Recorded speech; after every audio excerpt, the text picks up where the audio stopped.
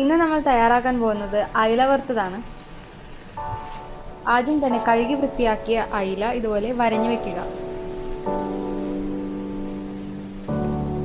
മസാല തയ്യാറാക്കാൻ വേണ്ടി 1/2 ടീസ്പൂൺ മഞ്ഞൾപ്പൊടി, 3 ടേബിൾ സ്പൂൺ കാശ്മീരി മുളക് പൊടി, 1 ടേബിൾ സ്പൂൺ ഇഞ്ചി വെളുത്തുള്ളി പേസ്റ്റ്, 1 ടീസ്പൂൺ കുരുമുളക് പൊടി, 1 ടേബിൾ സ്പൂൺ റോസ്റ്റഡ് റവ, 1 ടേബിൾ സ്പൂൺ തൈര്, 1 ടീസ്പൂൺ ഉപ്പ് എന്നിവ ചേർത്ത് മിക്സ് ചെയ്ത് വയ്ക്കുക.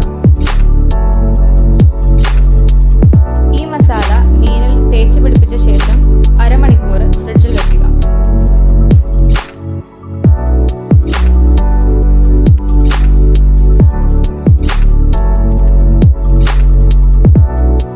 പാൻ ചൂടായ ശേഷം എണ്ണയൊഴിച്ച് അയില ഇടുക.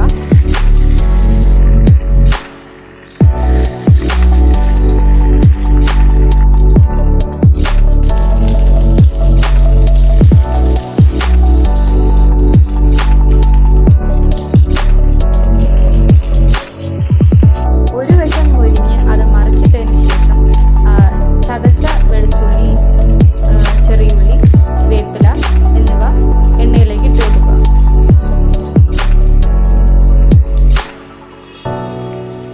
രണ്ട് വശവും നന്നായി മൊരിഞ്ഞ ശേഷം സെർവിംഗ് ഡിഷിലേക്ക് മാറ്റുക. അയില വറുത്തത് തയ്യാർ.